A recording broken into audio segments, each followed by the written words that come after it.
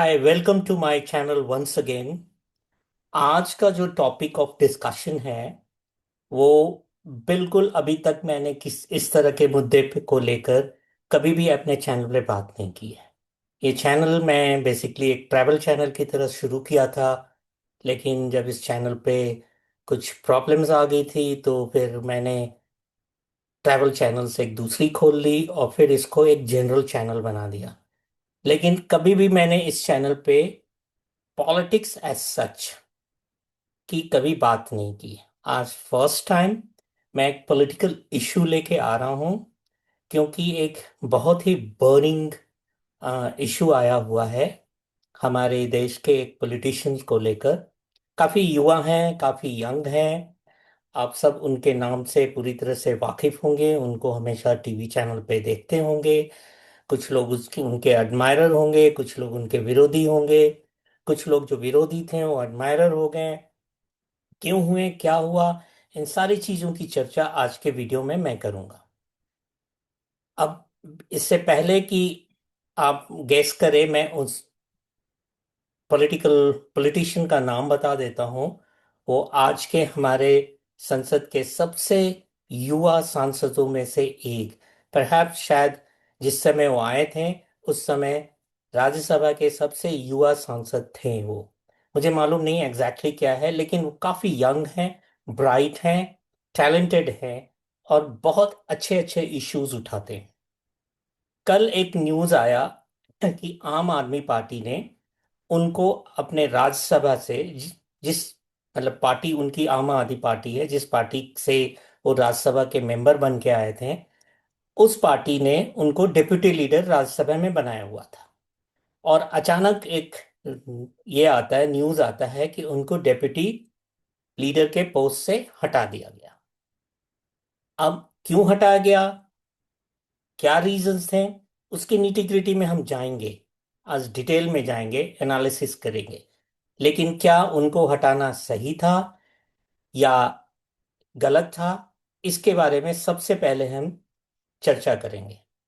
इससे पहले कि मैं इस चर्चा को, इस डिबेट को आगे बढ़ाऊं, मैं सबसे पहले आपको सुनाना चाहता हूं कि जिनको डेप्यूटी लीडरशिप से, राज्यसभा के अपने पार्टी के डेप्यूटी लीडरशिप से हटाया गया, उनका क्या रिएक्शन था। मैं उसको दिखा नहीं सकता, उनका वीडियो चला नहीं सकता, क्योंकि यूट्यूब की गाइडलाइंस है, कॉपीराइट आएगा। मैं उनका पिक्चर चला के अपने मोबाइल पे ऑडियो चलाता हूँ। शायद कॉपीराइट नहीं आए, कॉपीराइट नहीं आएगा। कॉपीराइट आया तो मुझे शायद उसको म्यूट करना पड़ेगा, फिर मैं स्क्रिप्ट लिख दूंगा। जो भी चीज़ उन्होंने कहा वो सारा चीज़ मैं टाइप करके एडिट करके डाल दूंगा बाद में, दोबारा जब मैं दोबारा से अपलोड करूंगा। लेकिन मुझे नहीं लगता कि पिक्चर दिखाने या ऑडियो चलाने से कोई कॉपीराइट इशू आना चाहिए। इसलिए मैं, टू प्ले सेफ, मैं उनका क्या कहते हैं पिक्चर दिखाता हूं आपको, और पिक्चर के साथ साथ वो क्या कहते हैं उसका जो है आपको पूरा ऑडियो सुनाता हूं। फिर उसके बाद क्या रिएक्शन हुआ, जिस पार्टी ने उनको डेप्यूटी पोस्ट से हटाया, उसको भी सुनाऊंगा मैं। एंड देन फिर इंडिपेंडेंटली मैं ये करने की कोशिश करूंगा कि कौन गलत है, कौन कितना सही है, और फिर मैं अपनी ओपिनियन थोड़ा सा ऐड करूंगा। रेस्ट में आप लोगों के ऊपर छोड़ दूंगा। आप कमेंट बॉक्स में कमेंट डालकर अपनी ओपिनियन डालिए। आइए देखते हैं दोस्तों, चड्ढा ने क्या कहा, उनकी बात सुनते हैं। मुझे जब जब पार्लियामेंट में बोलने का मौका मिलता है, मैं जनता के मुद्दे उठाता हूँ और शायद ऐसे टॉपिक्स उठाता हूँ जिसे आमतौर पर संसद में नहीं उठाया जाता है। लेकिन क्या जनता के मुद्दे उठाना, पब्लिक इश्यूज पे बात करना कोई अपराध है? क्या मैंने कोई गुनाह कर दिया, कोई गलती कर दी? Have I done something wrong? ये सवाल आज मैं इसलिए पूछ रहा हूं क्योंकि आम आदमी पार्टी ने राज्यसभा सेक्रेटेरिएट को ये कहा है कि राघव चड्ढा के पार्लियामेंट में बोलने पर रोक लगा दी जाए। जी हां, आम आदमी पार्टी ने पार्लियामेंट को यह सूचित किया है कि राघव चड्ढा को पार्लियामेंट में बोलने का मौका ना दिया जाए। अब भला कोई मेरे बोलने पर रोक क्यों लगाना चाहेगा? मैं तो जब बात करता हूं देश के आम आदमी की बात करता हूं। एयरपोर्ट पर मिल रहे महंगे खाने की बात रखी, जोमेटो ब्लिंकिट के डिलीवरी राइडर्स की प्रॉब्लम रखी, खाने में मिलावट का मुद्दा उठाया, टोल प्लाजा लूट से लेकर बैंक चार्जेस लूट की बात करी, यहां तक कि मिडिल क्लास पे टैक्स के बोझ से लेकर कंटेंट क्रिएटर्स पर स्ट्राइक क्यों करी जाती है, टेलीकॉम कंपनियां कैसे 12 महीने में 13 बार हमसे रिचार्ज कराती हैं, डेटा रोल ओवर नहीं देती हैं, रिचार्ज खत्म होने के बाद इनकमिंग रोक देती है, तमाम इश्यूज मैंने सदन में उठाए। और ये मुद्दे उठाने के बाद देश के आम आदमी का तो फायदा हुआ, लेकिन इससे आम आदमी पार्टी का क्या नुकसान हुआ? भला कोई मुझे बोलने से क्यों रोकना चाहेगा? कोई मेरी आवाज को क्यों बंद करना चाहेगा? खैर, आप लोग मुझे अनलिमिटेड प्यार देते हैं। मैं जब जब आपके मुद्दे उठाता हूं, आप मुझे सपोर्ट करते हैं, मुझे शाबाशी देते हैं, मेरा हौसला बढ़ाते हैं। मैं आपको कहना चाहता हूं थैंक यू। ऐसे ही मेरा हाथ और मेरा साथ थामे रखिएगा, छोड़िएगा मत। मैं आपसे हूं और मैं आपके लिए हूं। और जिन लोगों ने आज पार्लियामेंट में मेरे बोलने का अधिकार मुझसे छीन लिया, मुझे खामोश कर दिया, मैं उन्हें भी कुछ कहना चाहता हूं। मेरी खामोशी को मेरी हार मत समझ लेना। मेरी खामोशी को मेरी हार मत समझ लेना। मैं वो दरिया हूं जो वक्त आने पर सैलाब बनता है। जय हिंद।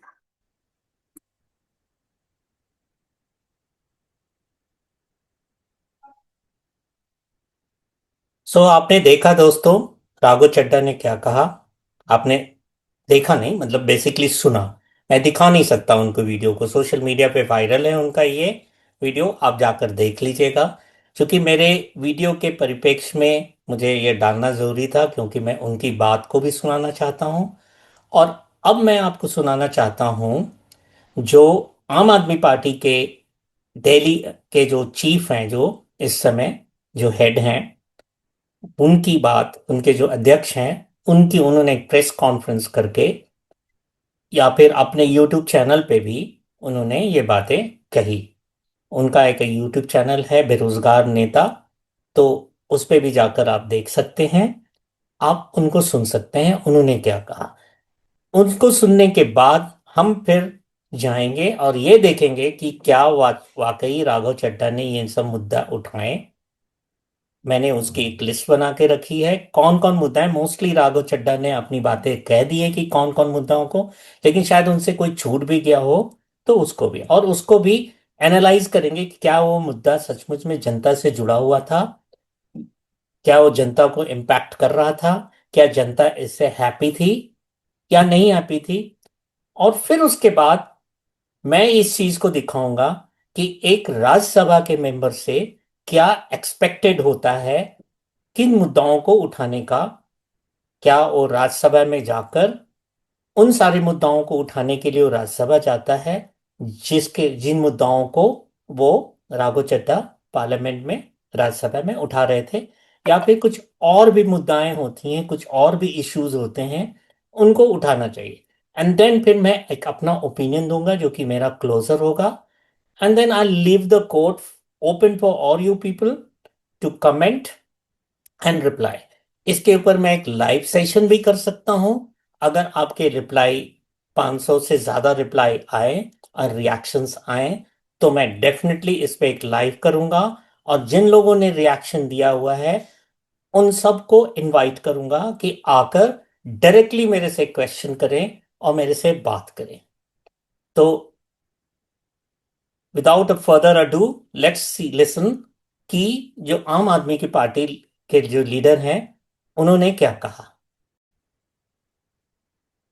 अब आइए देखते हैं कि आम आदमी पार्टी के जो दिल्ली स्टेट के अध्यक्ष हैं, जो कि कभी दिल्ली विधानसभा के मेंबर ऑफ विधानसभा भी थे, मेंबर ऑफ लेजिस्लेटिव असेंबली के थे, एक बार तो मंत्री भी बने थे दिल्ली असेंबली में। आइए देखते हैं वो क्या कहते हैं, उनकी बात को सुनते हैं। और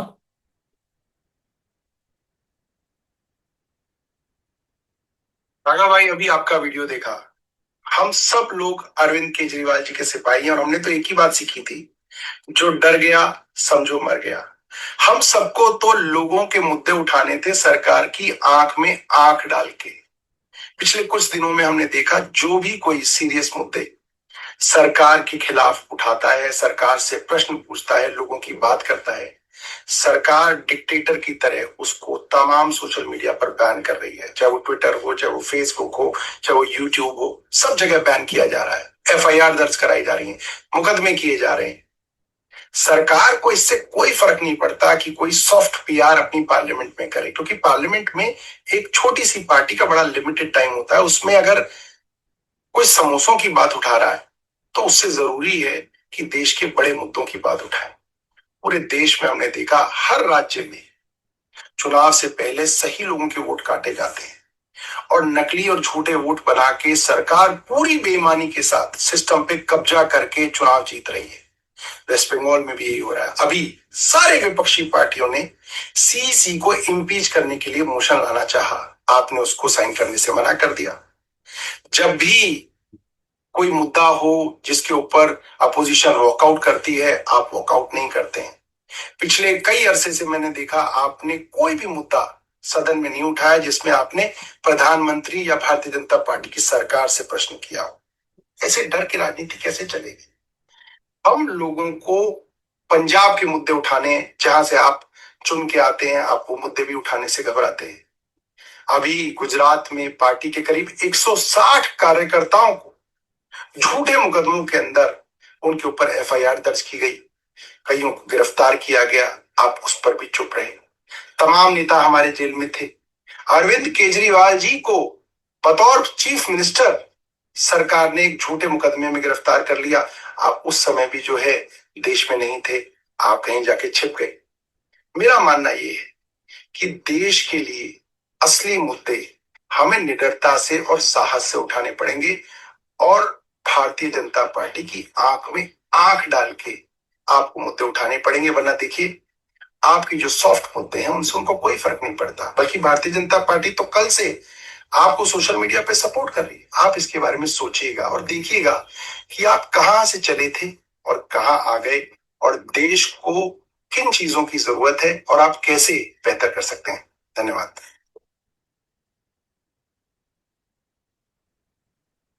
सो आपने सुना, आपने राघव चड्ढा का भी पक्ष सुना और आम आदमी पार्टी का भी पक्ष सुना। अब आइए देखते हैं कि सच्चाई क्या है। क्योंकि देखिए, बिना सच्चाई जाने एक ओपिनियन फॉर्म कर लेना सिर्फ इसलिए कि आप आम आदमी के सपोर्टर हैं, या फिर आप बीजेपी के सपोर्टर हैं, या फिर किसी और पार्टी के सपोर्टर हैं, या फिर कोई और, या आप कोई किसी को सपोर्ट नहीं करते हैं लेकिन आपको कोई पर्टिकुलर लीडर अच्छा लगता है या कोई पर्टिकुलर इशू अच्छा लगता है, इन चीजों इन चीजों की निटी ग्रिटी में हम जाएंगे आज।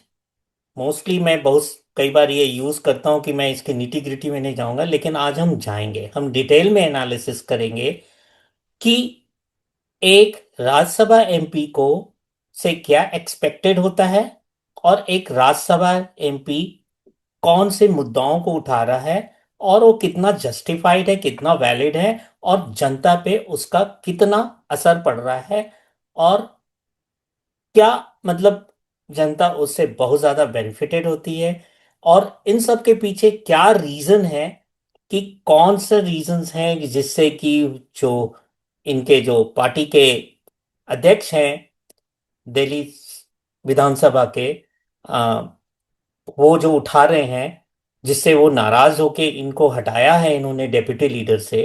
अब देखिए क्या होता है, राघव चड्ढा बोल रहे हैं इनको बोलने का से चुप कराया। तो सबसे पहले इस मौके पे मैं इसी पे बताना चाहता हूं कि उनको चुप नहीं कराया आम आदमी पार्टी ने, और चुप करा भी नहीं सकते। तब तक नहीं करा सकते जब तक कि वो राज्यसभा के मेंबर हैं। ये टोटल चेयर का डिसीजन होता है कि वो एक पर्टिकुलर एमएलए को, या सॉरी एमपी को कितना टाइम दे हाउस में। नॉर्मली क्या होता है, आप किसी पार्टी को रिप्रेजेंट करते हैं तो उस पार्टी का जितना स्ट्रेंथ होता है उसके स्ट्रेंथ के हिसाब से देते हैं। अब राघव चड्ढा जो थे वो उस पार्टी के डेप्यूटी लीडर थे, तो नेचुरली उनको डेप्यूटी लीडर की तरह टाइम एलोकेट किया जाता था और उस पार्टी के खाते से उनको टाइम दिया जाता था। अब क्या होगा कि अब वो डेप्यूटी लीडर नहीं है, तो उनको पार्टी के लीडर से के खाते से टाइम बिल्कुल नहीं मिलेगा।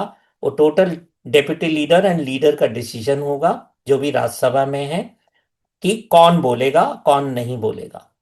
रही बात, क्या वो एकदम चुप कर दिए जाएंगे क्योंकि उनको बोलने का मौका नहीं मिलेगा? नहीं, उनके पास बहुत सारा है, वो प्राइवेट मेंबर बिल ला सकते हैं, वो 0 आवर में क्वेश्चन पूछ सकते हैं, क्वेश्चन आवर्स होता है, क्वेश्चन आवर्स में क्वेश्चन पुट कर सकते हैं, और अपनी सारी मुद्दाओं को वो उठा सकते हैं। बस क्या होगा कि उनको जो है पार्टी का एलोकेटेड टाइम नहीं मिलेगा, जो कि उनको मिल जाता था, अब तक मिलता रहा है, जिससे उन्होंने अपनी बातें रखी। और क्या किया क्या नहीं किया वो हम देखते हैं। Let's see first of all उन्होंने क्या क्या मुद्दाएं उठाए, और फिर उसके बाद हम देखें कि कौन कौन मुद्दाएं जो हैं उनको उठानी चाहिए थी एज ए राज्यसभा एमपी। मैंने सारे चीजों को लिस्ट कर रखा है। और कॉन्करेंट, क्योंकि क्या होता है, ये मुद्दे मैंने जो उठाए हैं वो कॉन्करेंट इश्यूज से होते हैं, क्योंकि मुद्दाएं तो बहुत होते हैं, ठीक है, लेकिन जो कॉन्करेंट इश्यूज जो हैं जो अभी चल रहे हैं, उनमें से कौन से बर्निंग इश्यूज हैं, कौन से इंपॉर्टेंट इश्यूज हैं, क्या उन सारे इश्यूज में से कोई इश्यूज उठाया उन्होंने या नहीं? आइए इसका देखते हैं, डिटेल में इसकी चर्चा करते हैं। और क्या, जो अगर उन्होंने नहीं उठाया, तो क्या उन्होंने, जिस पार्टी के वो मेंबर ऑफ पार्लियामेंट बनकर आए हैं, जिनके कोटे से वो आए हैं, राज्यसभा में चुन के आए हैं, या जिस स्टेट को रिप्रेजेंट कर रहे हैं, क्योंकि राज्यसभा में आप इंडिपेंडेंट चुनकर नहीं आते हैं, आपको नॉमिनेट किया जाता है, आपको वहां के एमएलए जो है इलेक्ट करते हैं, आपको सेंटर में भेजते हैं, और इसलिए भेजते हैं कि उनके राज्य से रिलेटेड या समसामयिक या देश से रिलेटेड चीजों को, जो उनके राज्य को इम्पैक्ट करेगा, उस पे जो है उन बातों को उठाएं। तो आइए देखते हैं।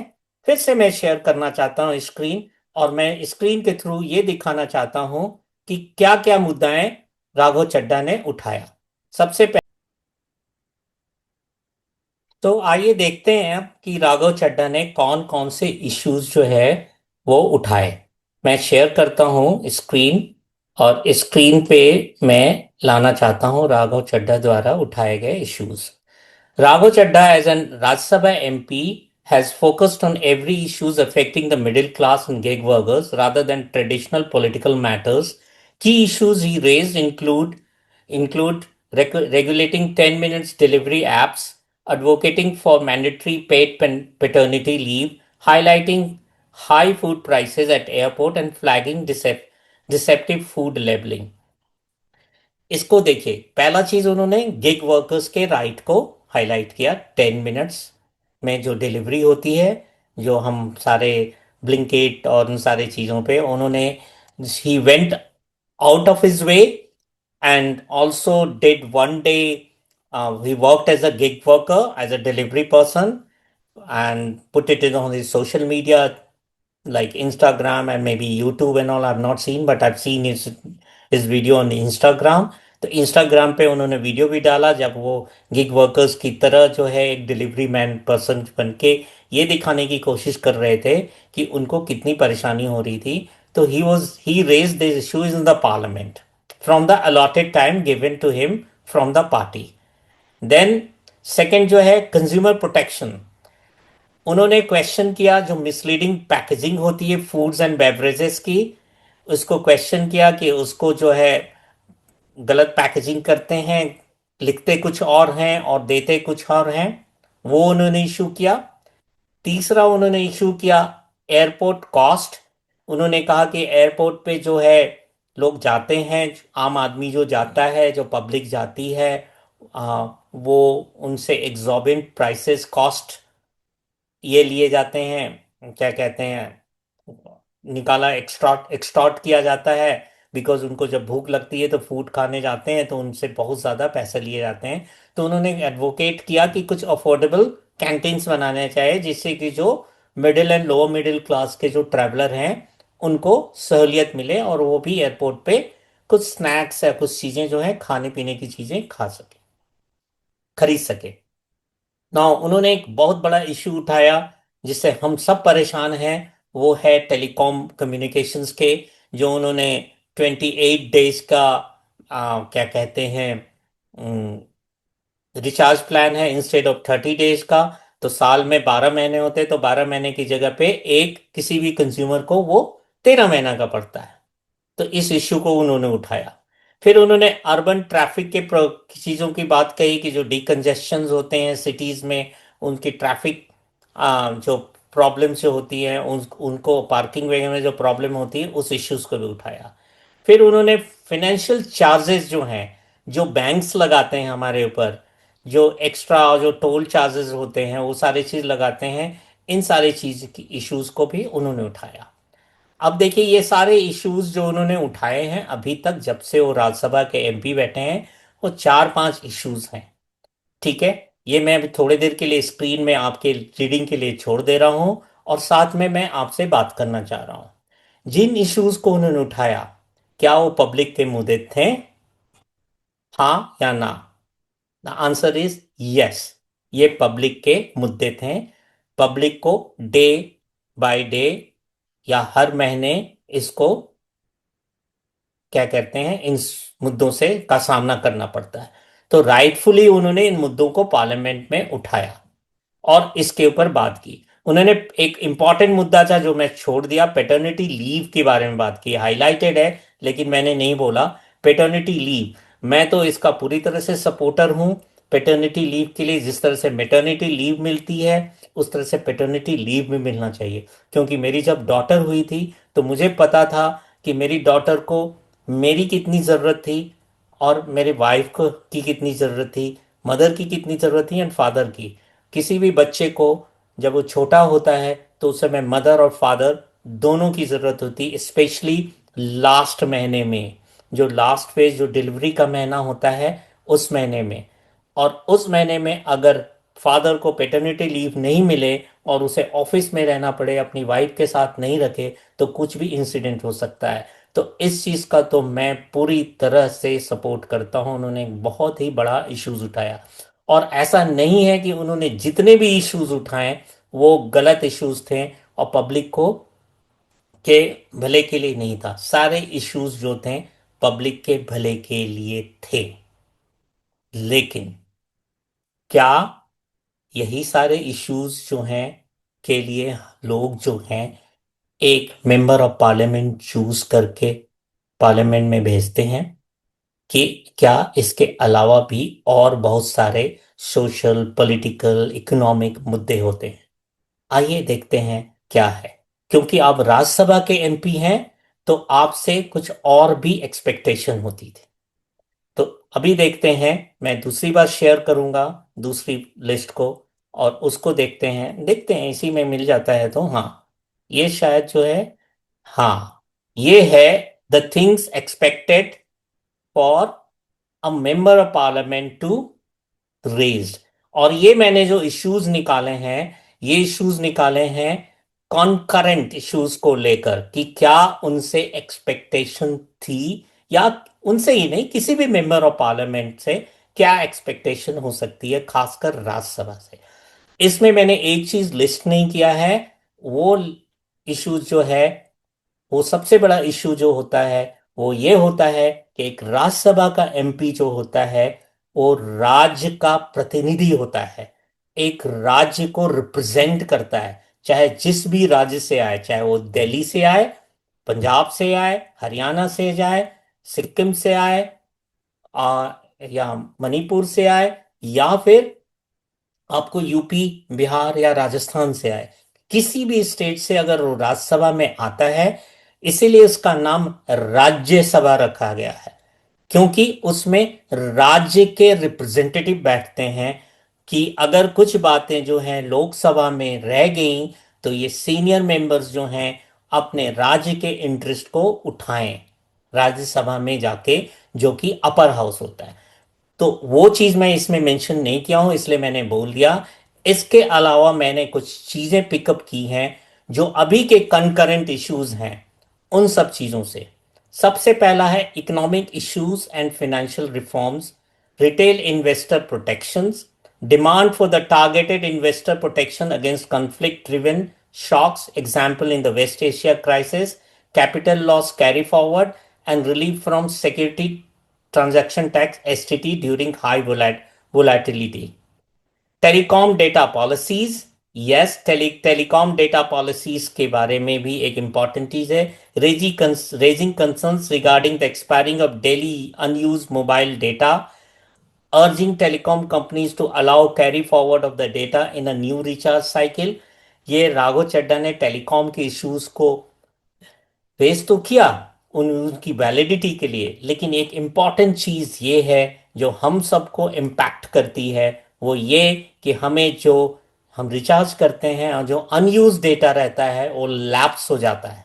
हमें जो डेली डेटा मिलता है 1 GB 2 GB, और कभी हमें 4 GB या 5 GB की ज़रूरत पड़ती है, तो उसे हमें सेपरेटली खरीदना पड़ता है.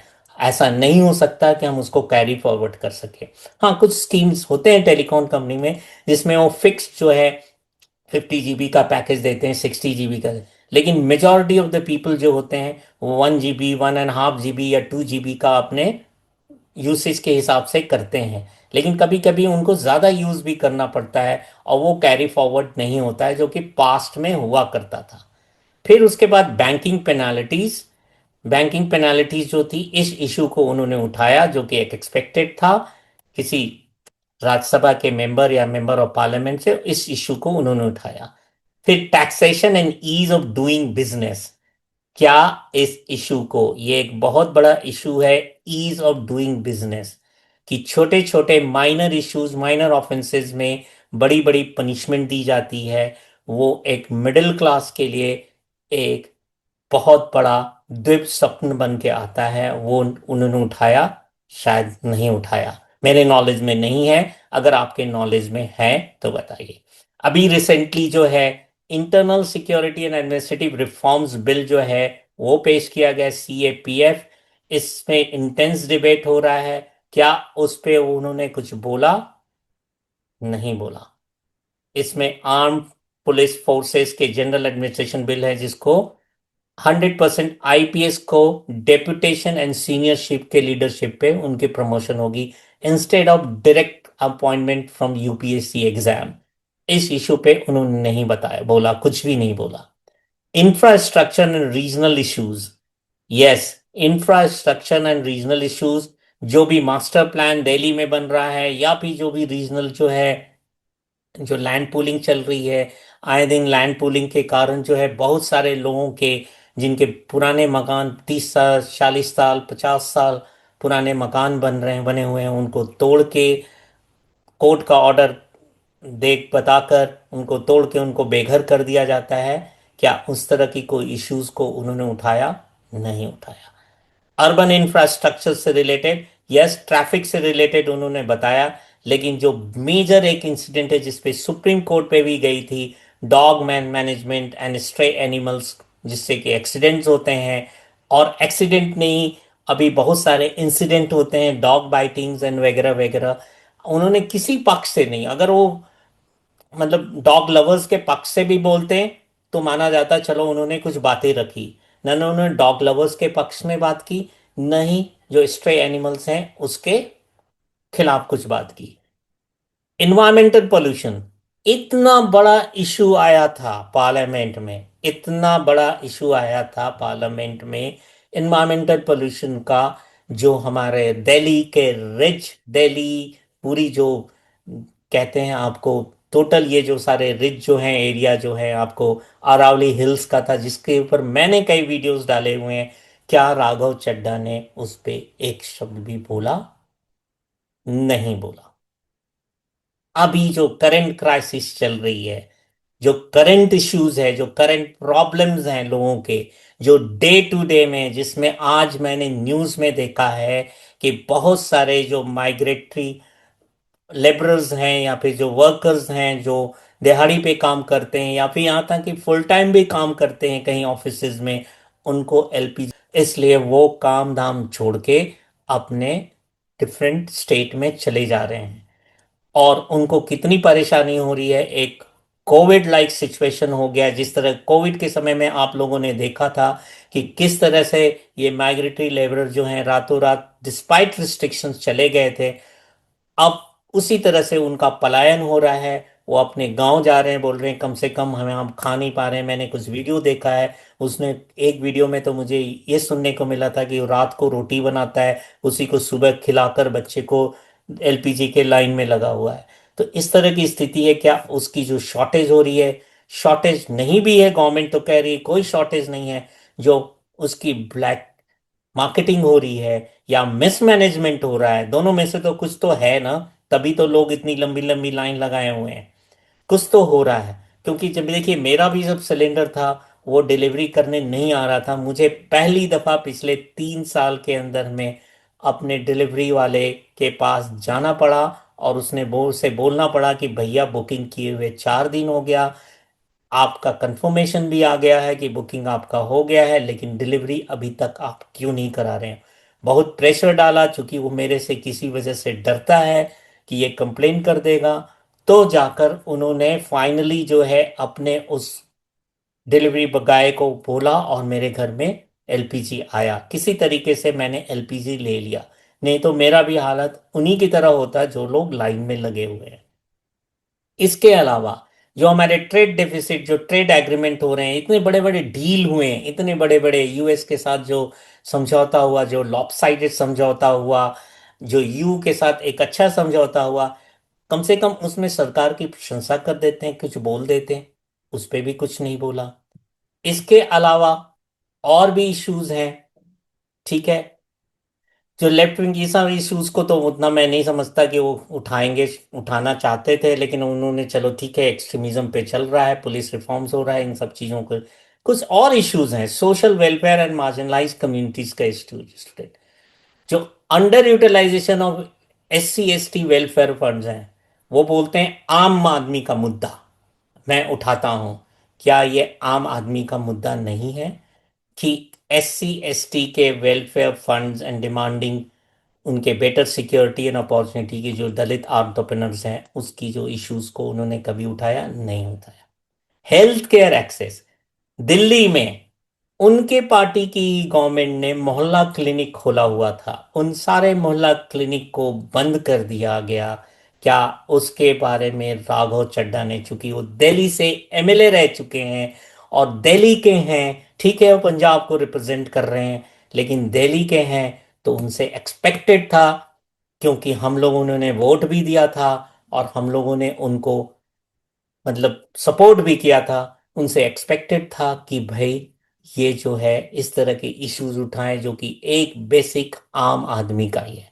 अभी ट्रांसजेंडर राइट्स के जो है अपोजिशन जो है, उस बिल को, प्रोटेक्शन ऑफ राइट्स को जो है, उसको रिमूव कर दिया गया है पूरी तरीके से, एक अमेंडमेंट बिल लाकर, और उस पे भी राघव चड्ढा ने कुछ नहीं बोला।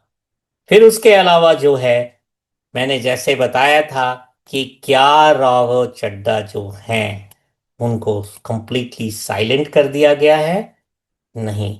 मैंने बताया था 0 आवर्स एंड क्वेश्चन आवर्स में उन पे वो इश्यूज को रेज कर सकते हैं। ये एक एक्सपेक्टेड होता है पार्लियामेंट के मेंबर से। तो जो भी इश्यूज जो रेज करते आ रहे हैं, वो अभी भी कर सकते हैं, उनको किसी ने नहीं रोका है। तो ये जो एलिगेशन है, उसको मैं सिरे से खारिज कर रहा हूं कि उनकी पार्टी ने उनको बोलने से रोक दिया, किसी ने नहीं रोका। ये है 0 आवर जहां से जाकर वो बोल सकते हैं।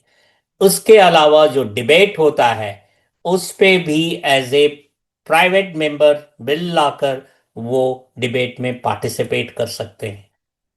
मुझे मालूम है, क्योंकि मैं सिविक्स पढ़ाता हूं, तो मुझे पता है किस तरीके से, कौन कौन तरीके होते हैं पार्लियामेंट में जाकर, एक जिसको नहीं मिल रहा है, जो एक प्राइवेट है, निर्दलीय है, मान लीजिए किसी सपोर्ट से भी नहीं आया है, इंडिविजुअल है, जैसे बहुत सारे आते हैं जिनको नॉमिनेट करके भेजती है गवर्नमेंट, क्या उनको मुद्दा नहीं मिलता? क्या उनको बोलने से रोक दिया जाता है? वो भी बोल सकते हैं स्पेशल मेंशन से, कुछ स्पेशल मुद्दे पे लाके, वो private member bill locker, matters of importance पे प्राइवेट मेंबर बिल लाकर उस पे बोल सकते हैं। किसी ने उनको नहीं रोका है। All that matters that if there is a will, there is a way. तो ये रहा लेखा जोखा कि क्या इश्यूज थे जिनको उनको उठानी चाहिए थी, और क्या इश्यूज उन्होंने नहीं उठाया।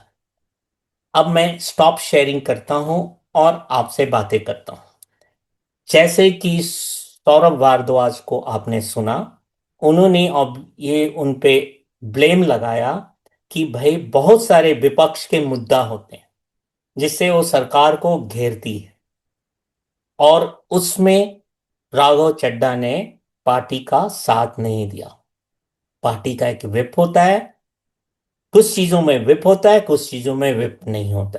जैसे वोटिंग होता है उसमें विप होता है, लेकिन कुछ चीजें होते हैं जैसे वॉकआउट करना किसी मुद्दे को लेकर, उन्होंने वॉकआउट नहीं किया।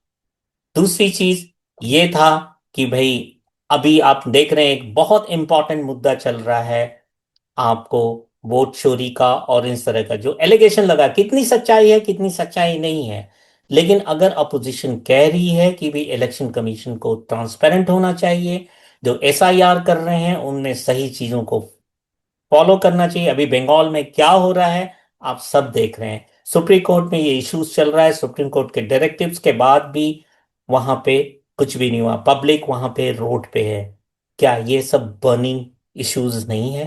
क्या राघव चड्ढा ने ये मना कर दिया कि जो इलेक्शन कमीशन के इम्पीचमेंट का जो बिल लाना था पार्लियामेंट में, सबको मालूम है कि पार्लियामेंट में जो राज्यसभा में मेजोरिटी जो है रूलिंग पार्टी की है, और वो इम्पीच नहीं हो पाएंगे।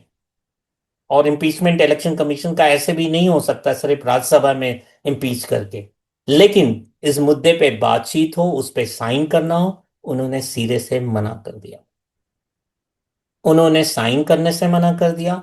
उन्होंने विपक्ष के जितनी भी एजेंडा होते हैं जिससे वो सरकार को घेरती है, एक विपक्ष किस लिए होता है?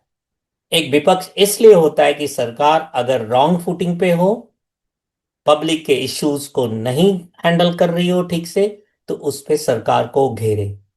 तो क्या एक विपक्ष के मेंबर ऑफ पार्लियामेंट होने के नाते, क्या उनकी उनकी एक रिस्पॉन्सिबिलिटी नहीं थी कि वो जाकर उसका उनका साथ दे, अपने पार्टी का साथ दे? और अगर वो नहीं दे रहे हैं, वो कह रहे हैं नहीं सर मुझे नहीं लेना देना, मैं इस पचड़े में नहीं पड़ना चाहता, अब मैं अचानक इंडिपेंडेंट हो गया हूं। कल तक अगर आप राघव चड्ढा के वीडियोस को देखना चाहते हैं, पास्ट के कुछ वीडियोस को निकालिए और देखिए, उन्होंने जितने प्रेस कॉन्फ्रेंसेस किए हैं, जितने पब्लिक मीटिंग की है, जितने लोगों से पब्लिक से अपने वीडियोस डाले हैं सोशल मीडियाज में, शुरुआत होती थी अरविंद केजरीवाल के नाम से और अंत होता था अरविंद केजरीवाल के नाम से। आजकल उनके अपने जो सुप्रीम लीडर हैं उनका नाम लेना ही बंद कर दिया। अगर किसी पार्टी का सुप्रीम लीडर को आप वेटेज नहीं देंगे, उनके दुख के समय में उनका साथ नहीं देंगे, उनके पार्टी के पॉलिसीज के खिलाफ जाएंगे, तो आपको वो पार्टी अपना डेप्यूटी लीडर क्यों बनाए रखेगी? और अपना जो अलॉटेड टाइम होता है पार्लियामेंट में वो आपको क्यों दे?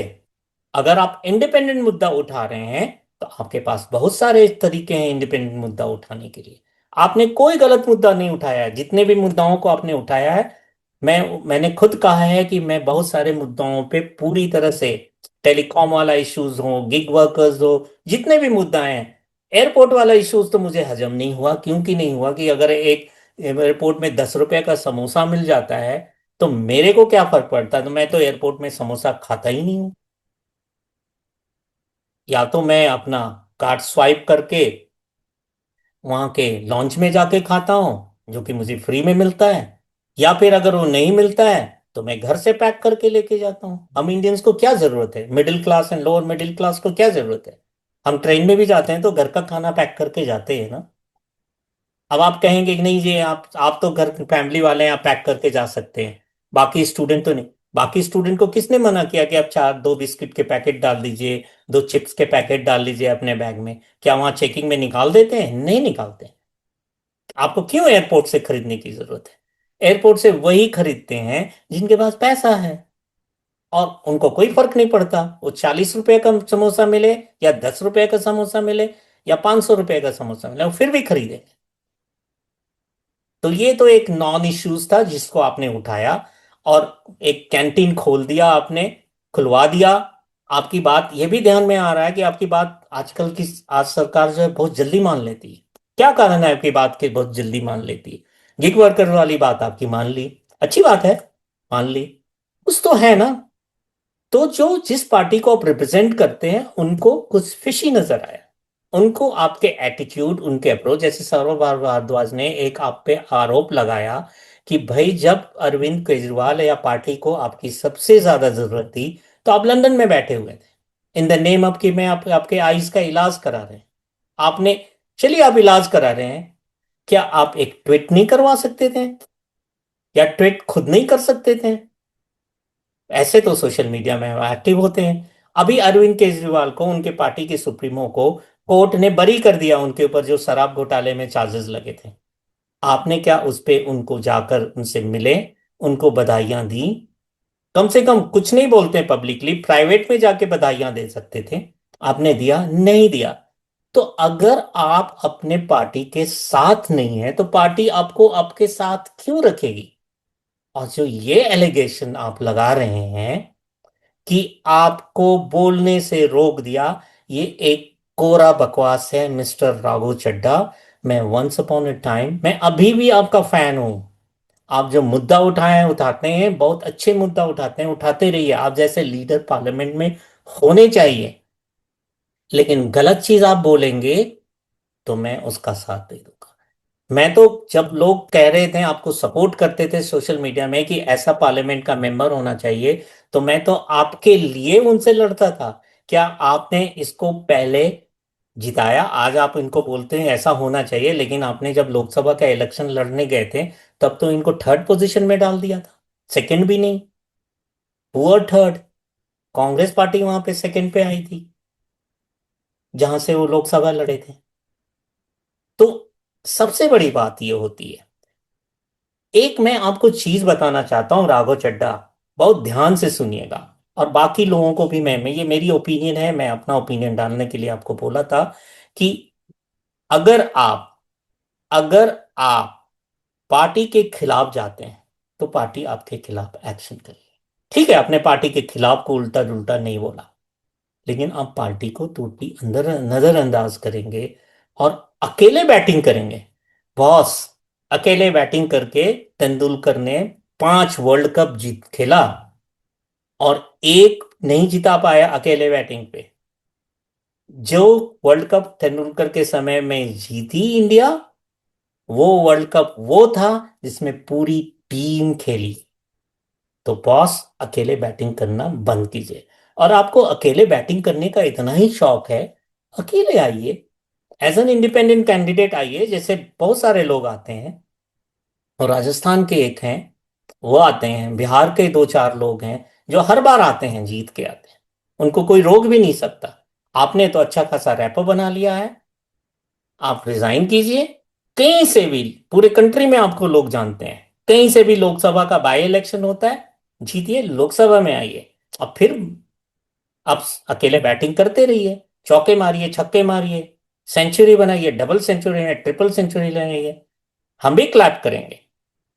बहुत सारे इंडिपेंडेंट हैं जो बड़े बहुत अच्छे अच्छे मुद्दों को लेके चलते हैं और हम भी क्लैप करते हैं। मैं भी सुनता था, मैं भविष्य में भी आपको सुनूंगा। आपको आपके पार्टी ने रोका नहीं है, बस उन्होंने आपसे, आपको जो उन्होंने फैसिलिटी दी थी उसको खींच लिया है वापस, सिंपल। एंड ये अधिकार होता है किसी भी पार्टी का। आपको अपने अलॉटेड टाइम से वो बोलने दे रही है, इसलिए थोड़े बोलने दे रही है कि आप एयरपोर्ट में समोसा जो है सस्ता करवा दीजिए। वो तो आपको राज्यसभा से भेजी इसलिए कि अब पंजाब के मुद्दा को उठाएंगे। वो तो राज्यसभा में इसलिए भेजी कि जब पार्टी को जरूरत होगी किसी इश्यूज पे, किसी मुद्दे पे, आप सरकार को घेरेंगे, ब्लास्ट करेंगे। लेकिन आपने, जब से आप बने हैं राज्यसभा के मेंबर, शुरुआत के कुछ दिनों को छोड़ दीजिए, आप उस समय की स्पीच, जब आप शुरुआत में बने थे उस समय की स्पीच देख लीजिए, सुन लीजिए, आप खुद का स्पीच और बाद का। आपने जो गवर्नमेंट है उसको, उनको कभी घेरने की कोशिश नहीं की है। तो एज एन इंडिविजुअल एमपी आपने अच्छे अच्छे मुद्दे उठाए, आप पास हुए, डिस्टिंक्शन के साथ पास हुए। लेकिन as a leader of opposition, trust me Raghav Chadha, आप फेल हुए, बल्कि आपको माइनस में मार्किंग दी जाती है। ठीक है, तो ये है मेरा अपना ओपिनियन। अब मेरे दर्शकों, अगर आप मेरे ओपिनियन से अग्री करते हैं तो मुझे सपोर्ट कीजिए, डिसअग्री करते हैं तब भी डालिए, अपने ओपिनियन डालिए। क्योंकि मैं मानता हूं कि हो सकता है मैं गलत सोच रहा हूं, आपके तरफ से कोई इंसाइट आएगा तो शायद मैं अपने आप को, अपने व्यू पॉइंट को चेंज कर लूंगा, और फिर उसके बाद एक लाइव करूंगा, उस पर डायरेक्टली हम लोग डिबेट भी कर सकते हैं। लेकिन अगर आपको लगता है कि मैंने जो सारे पक्ष दिखाए, दोनों पक्ष को दिखाया, इधर के भी और उधर के भी, और मैंने जो पक्ष दिखाया क्या वो सही है, तो प्लीज कमेंट कीजिए, लाइक कीजिए, शेयर कीजिए अपने फ्रेंड्स एंड फैमिली से। मैंने बहुत मैंने कोई बैलेंसिंग करने की बात नहीं की, मैंने अपना ओपिनियन डाला है, मेरा क्या view point. And trust me, मैं एज एन इंडिविजुअल सिटीजन, आप और मेरे जैसे जो लोग हैं, आम आदमी, किसी पार्टी नहीं, हो सकता है मैं किसी एक पर्टिकुलर पार्टी को सपोर्ट करता हूं या दूसरे पार्टी को नहीं, लेकिन जब मैं वीडियो बनाता हूं या जिस मुद्दों को उठाता हूं, उस मुद्दे पे कभी मैं पार्टी पॉलिटिक्स नहीं करता। मैं आप ही की तरह राघव चड्ढा इंडिपेंडेंटली सोचता हूं, और मेरा इंडिपेंडेंट कॉल ये है कि आपका ये एलिगेशन कि आपकी पार्टी ने आपको बोलने से रोक दिया, ये सरासर बकवास है, इसके अलावा कुछ नहीं है। सो प्लीज इंडिपेंडेंट बैटिंग करना छोड़िए, पार्टी के साथ, टीम के साथ खेलिए। टीम वर्ल्ड कप जिताती है। आप सेंचुरी मार लेंगे, आप अपना बना लेंगे सोशल मीडिया में इमेज, हो सकता है कंट्री वाइड आपकी एक इमेज बन जाएगी, अरुण जेटली, आप न्यू अरुण जेटली हो जाएंगे। लेकिन ट्रस्ट मी, आप बहुत बड़े लीडर नहीं हो पाएंगे। ये मेरी आपको एक सलाह है। आपसे मैं उम्र में बड़ा हूं, आप मेरे से काफी यंग हैं, पॉलिटिक्स को आपसे थोड़ा ज्यादा जानता हूं, आप जरूर मेंबर ऑफ पार्लियामेंट बने हुए हैं, लेकिन पॉलिटिक्स को आपसे ज्यादा जानता हूं। पॉलिटिक्स में किस चीज के लिए आपको भेजा गया है, अगर आपकी जगह मैं होता तो मैं आपके वाले मुद्दों में से मैक्सिमम मुद्दों को जरूर उठाता, उसके लिए अलग स्लॉट करता। जो पार्टी का स्लॉटेड टाइम है उसमें पार्टी से, जो रूलिंग पार्टी है उनसे क्वेश्चन करता। आपने पिछले 1 साल 1.5 साल में, लोकसभा इलेक्शन के बाद से लेकर अब तक, एक सिंगल मुद्दा जो है नहीं उठाया है जिसपे आप रूलिंग पार्टी को क्वेश्चन कर सकें या घेर सकें। अगर उठाया है तो प्लीज मुझे बताइए, ये मेरा आपको चैलेंज है। या फिर उनके जो सपोर्टर्स हैं राघव चड्ढा के, जो आज उनके लिए सोशल मीडिया पे लिख रहे हैं, अगर उन्होंने कुछ ऐसे ही मुद्दा को उठाया जिसमें वो आज की रूलिंग पार्टी को घेरा हो, तो मुझे बताइए। क्या कोई रूलिंग पार्टी कभी गलती नहीं करती? उनसे गलतियां नहीं होती? होती हैं, सबसे होती हैं। ठीक है, कांग्रेस ने भी बहुत सारी गलतियां की हैं, आम आदमी पार्टी ने भी बहुत सारी गलतियां की हैं, सारे करते हैं। तो विपक्ष का काम ही होता है, जो रूलिंग पार्टी गलती करे तो उनको घेरना, उनको क्वेश्चन करना। उसमें तो आप फेल हो गए हैं राघव चड्ढा। आपने रैपो बना लिया है अपना पब्लिक में, आप उसी के साथ रहिए, अपना इमेज बनाते रहिए और तालियां पिटवाते रहिए अपने लिए। लेकिन as a Rajya Sabha member, I tell you, you failed. ये जो इश्यूज थे ना, अगर आप विधानसभा में उठाते या किसी म्युनिसिपल कॉरपोरेशन में उठाते तो समझ में आता है, या इंडिपेंडेंट आर्टिकल लिख के उठाते। आप तो चार्टेड अकाउंटेंट हैं सर, आप चार्टेड अकाउंटेंट हैं। इस बार का जो बजट आया था मिडिल क्लास के लिए, इतना घटिया बजट था, आपने कुछ बोला ही नहीं, सरकार को घेरा ही नहीं। आपकी मुझे वो फेमस स्पीच याद है जो आप पहले बोलते थे कि भाई टैक्स तो हम जो है कहते हैं वो देते हैं, पिछले बजट स्पीच की बात कर रहा हूं मैं, कि टैक्स तो हम देते हैं अमेरिका की तरह या किसी वेल डेवलप्ड कंट्री के लिए, लेकिन हमें जो फैसिलिटीज उनके बारे में रिटर्न मिलता है वो कीनिया की तरह या सब सहारन वर्ल्ड की तरह। मैं पूरी तरह से एग्री करता हूँ, उस समय आप जो इश्यूज उठाते थे उसमें आपने सरकार को घेरा था।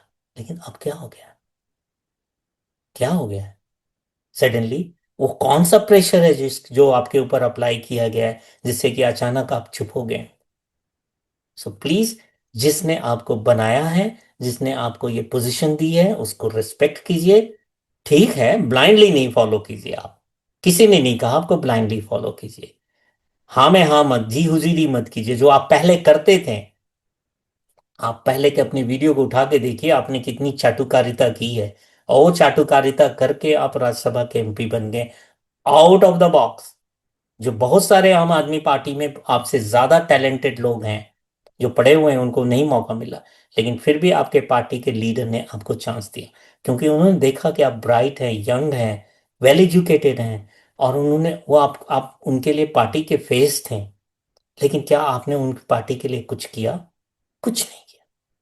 जब से आप राज्यसभा के बने, शुरुआत में किया था, मैं डिनाई नहीं करता हूँ, शुरुआत में आप बहुत बढ़िया आए थे, बहुत बढ़िया आप बोलते थे। लेकिन अचानक क्या हो गया आपको? Think about it and please react. मैं ये वीडियो का लिंक आपको भी मेल करूंगा, राघव चड्डा, जैसे मैंने आपको जवाब दिया है आपकी वीडियो में, आपको मेल करके जवाब दिया है, उसी तरह से ये वीडियो का लिंक आपको भी भेजूंगा। मौका मिले देखिए, कुछ समझ में आए तो एक्ट कीजिए, नहीं आए तो फिर आपको तो अपनी डफली बजानी है, बजाते रहिए। कल को पता नहीं आप जाके बीजेपी में सम्मिलित हो जाए, नेवर नो, बहुत सारे गए हैं आम आदमी पार्टी से या कांग्रेस से या दूसरे से, डजेंट मैटर। लेकिन क्या आप अपने वोटर्स को, उन पंजाब के लोगों ने जिन्होंने चुन करके विधायक भेजे थे, जिनके वोट से आप आए हैं, उनके साथ धोखा नहीं कर रहे हैं? कर रहे हैं। With this, with this note, I'm ending this video. Thank you very much for watching.